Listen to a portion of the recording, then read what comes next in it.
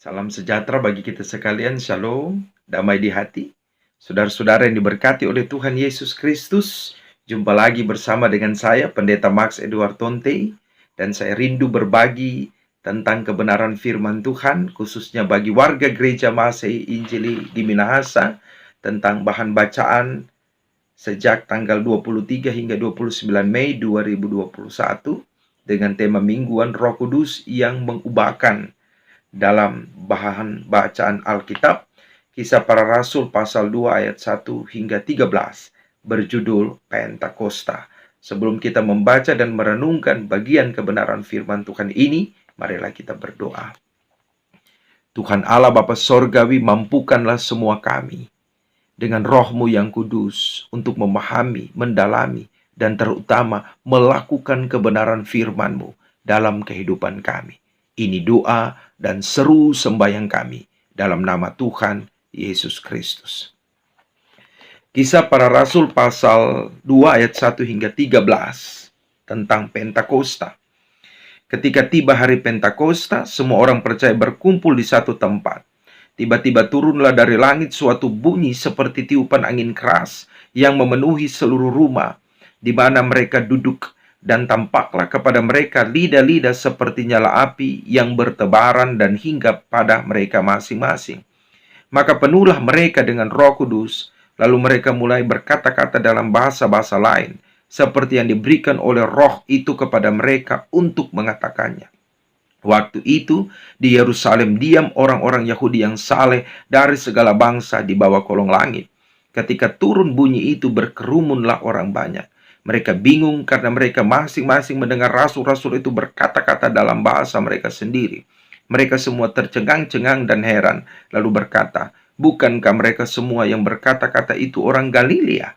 Bagaimana mungkin kita masing-masing mendengar mereka berkata-kata dalam bahasa kita sendiri, yaitu bahasa yang kita pakai di negeri asal kita?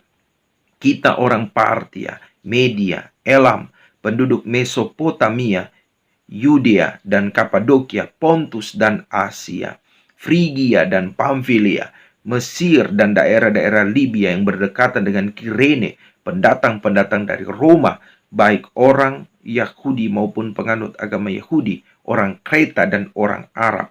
Kita mendengar mereka berkata-kata dalam bahasa kita sendiri tentang perbuatan-perbuatan besar yang dilakukan Allah."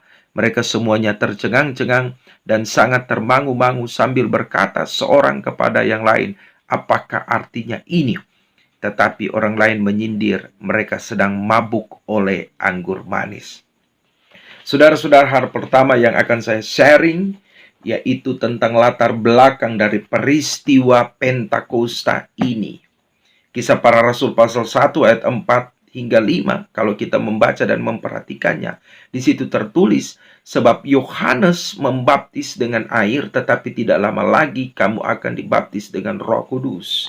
Latar belakang dari peristiwa Pentakosta ini adalah janji Bapa. Janji Bapa melalui Yesus Kristus bahwa para murid, para rasul akan dibaptis dengan Roh Kudus. Jadi Pentakosta adalah peristiwa para murid, para rasul yang dibaptis dengan kuasa Roh Kudus sesuai dengan janji Bapa. Yang kedua, saudara-saudara, Kisah Para Rasul 1 ayat 8 dikatakan, "Tetapi kamu akan menerima kuasa kalau Roh Kudus turun ke atas kamu, dan kamu akan menjadi saksiku di Yerusalem dan di seluruh Yudea dan Samaria dan sampai ke ujung bumi." Janji Bapa melalui Yesus Kristus kepada para murid, para rasul, bahwa ketika mereka dibaptis dengan Roh Kudus, ketuangan Roh Kudus, pencurahan Roh Kudus bagi mereka, mereka akan menerima kuasa dan menjadi saksi dari Yerusalem sampai ke ujung bumi. Ini janji Bapa, saudara-saudara, yang akan memperlengkapi para rasul dan para murid. Kemudian apa yang dilakukan oleh para rasul, para murid ini untuk menanti janji Bapa ini? Dibaptis dengan Roh Kudus, menerima kuasa itu dan menjadi saksi. Bagaimana mereka menantikannya, saudara-saudara? Kisah Para Rasul 1 ayat 14 dikatakan, "Mereka semua bertekun dengan sehati dalam doa bersama-sama dengan beberapa perempuan serta Maria ibu Yesus dan dengan saudara-saudara Yesus. Dikatakan catatan di pasal 1 dikatakan ada 120 orang yang berkumpul dan percaya. Ya, para murid saudara-saudara yang ada di waktu itu. Ini latar belakang dari peristiwa Pentakosta.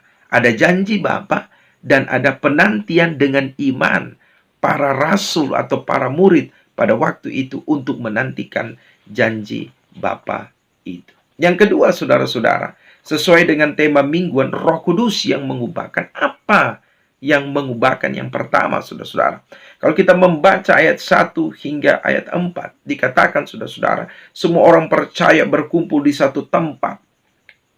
Tempatnya dimaksud adalah Yerusalem. Tiba-tiba turunlah dari langit suatu bunyi seperti tiupan angin keras memenuhi seluruh rumah. Tampaklah lidah-lidah seperti nyala api yang bertebaran dan hinggap pada mereka masing-masing. Maka penuhlah mereka dengan Roh Kudus, lalu mulai berkata-kata dalam bahasa-bahasa lain seperti yang diberikan oleh Roh itu kepada mereka untuk mengatakannya. Saudara-saudara, yang pertama, Roh Kudus yang mengubahkan itu mengubahkan semua orang percaya. Jadi yang pertama, saudara-saudara, semua orang percaya berkumpul di satu tempat di Yerusalem. Kita perhatikan kata orang percaya. Roh Kudus akan mengubahkan semua orang percaya. Jadi peristiwa Pentakosta adalah peristiwa iman. Dimulai dari tindakan percaya. Peristiwa iman dalam proses para murid yang bertekun, berdoa, sehati.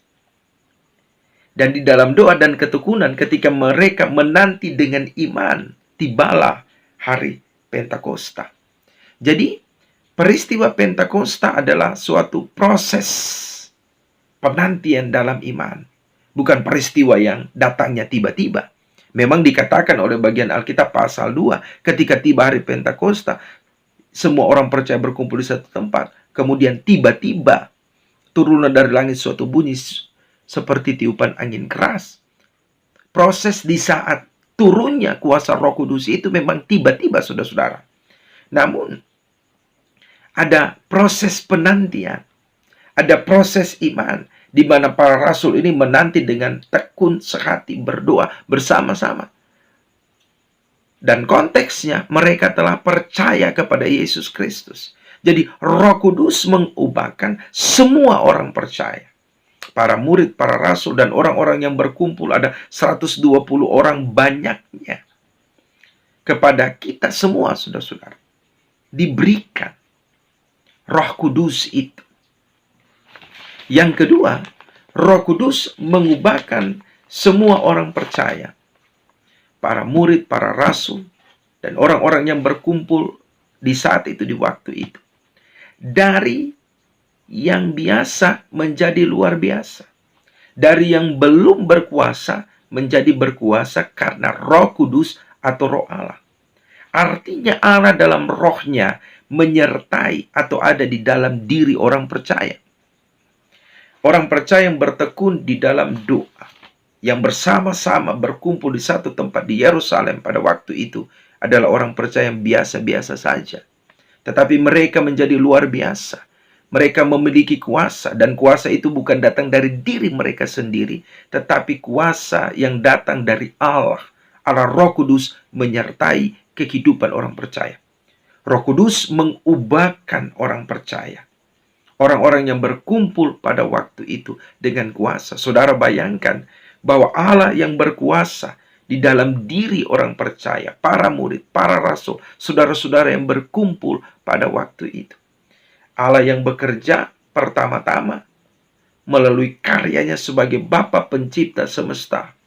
Allah yang berkarya di dalam diri Yesus Kristus, dan saat ini Allah yang berkarya bagi dunia ini langsung kepada para manusia. Orang-orang percaya di dalam diri kita dengan kuasa Roh Kudus. Jadi Roh Kudus yang mengubahkan semua orang percaya sebagai tanda di mana Allah bekerja bagi manusia dalam diri kita.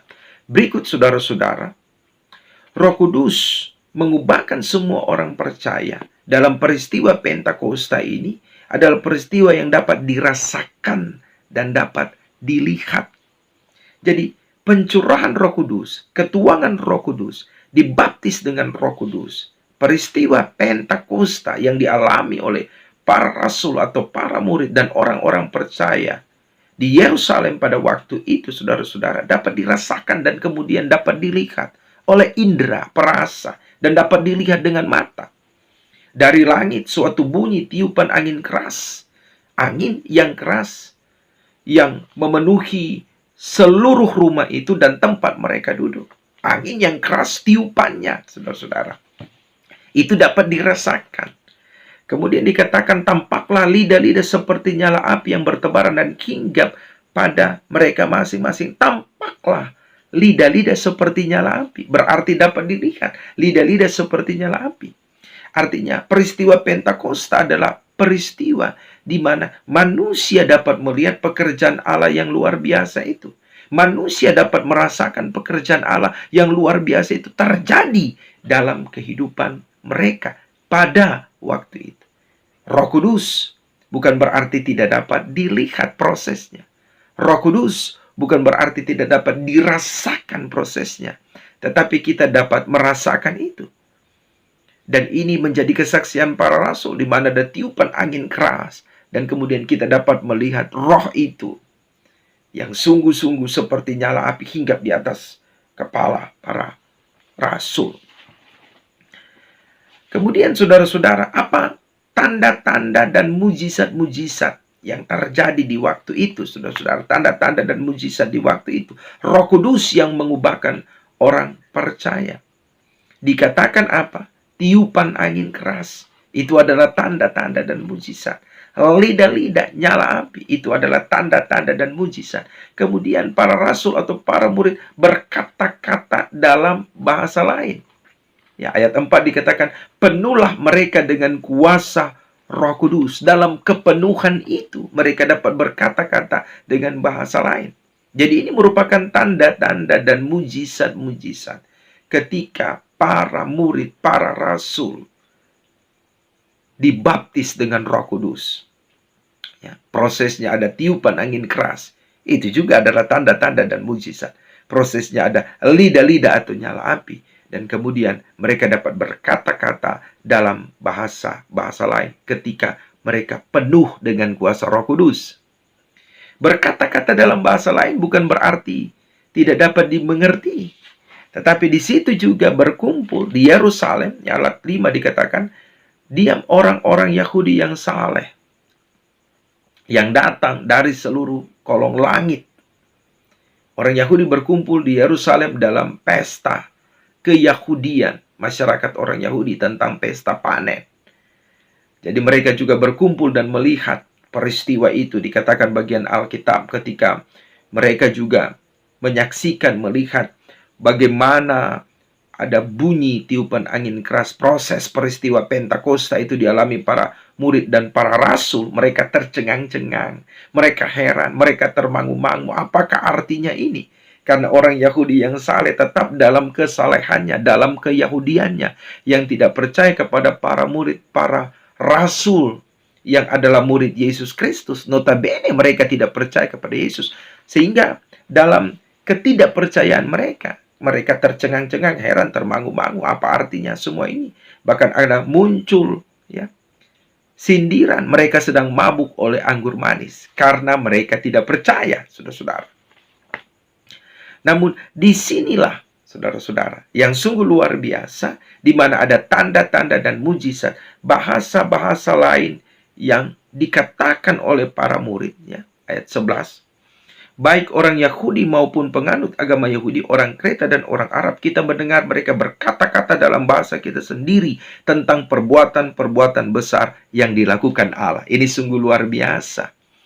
Orang Yahudi yang saleh, yang tidak percaya kepada Yesus Kristus, menyaksikan para murid-murid ini berkata-kata dalam bahasa lain tentang apa? Tentang perbuatan-perbuatan besar yang dilakukan oleh Allah. Ini sungguh luar biasa. Apa perbuatan-perbuatan besar itu, saudara-saudara? Ya. Dalam Kisah Para Rasul pasal 2 ayat 17 hingga 21 dijelaskan oleh Petrus kepada orang banyak, kepada orang Israel pada waktu itu, dan secara spesifik saudara-saudara, Kisah Para Rasul pasal 2 ayat 22 hingga 24. Perbuatan-perbuatan besar yang dilakukan Allah ialah tentang Yesus dari Nazaret. Seorang yang telah ditentukan Allah dan yang telah dinyatakan kepada mereka dengan kekuatan-kekuatan, mujizat-mujizat dan tanda-tanda. Diserahkan Allah menurut maksud dan rencananya yang telah disalibkan oleh bangsa-bangsa durhaka. Tetapi Allah membangkitkan dia dengan melepaskan dia dari sengsara maut. Ini perbuatan-perbuatan besar Allah, saudara-saudara. Sehingga Roh Kudus yang mengubahkan semua orang percaya menggunakan semua bahasa bangsa-bangsa yang dikatakan tadi, bangsa-bangsa lain, ya, untuk memberitakan perbuatan besar Allah bagi dunia tentang kehidupan Yesus dari Nazaret. Ini saudara-saudara. Maka dalam kehidupan kita, marilah kita kemudian hidup dalam tuntunan Roh Kudus Allah. Roh Kudus dengan keyakinan dan kepercayaan akan membawa kita melihat perbuatan-perbuatan besar Allah yang terjadi dalam kehidupan kita. Tanda-tanda dan mujizat adalah bagian dalam hidup ini. Dan bagian dari hidup ini dikatakan adalah dimulai dari perbuatan-perbuatan besar yang dinyatakan Allah dalam kehidupan kita. Apa perbuatan besar itu, saudara-saudara? Salah satunya ialah bagaimana kita hidup di dalam Yesus Kristus. Dan ini yang menjadi utama dalam hidup kita untuk melihat bagaimana tanda-tanda dan mujizat terjadi juga dalam hidup kita bagi kemuliaan Yesus Kristus. Tuhan Yesus menyertai dan memberkati kehidupan kita. Amin.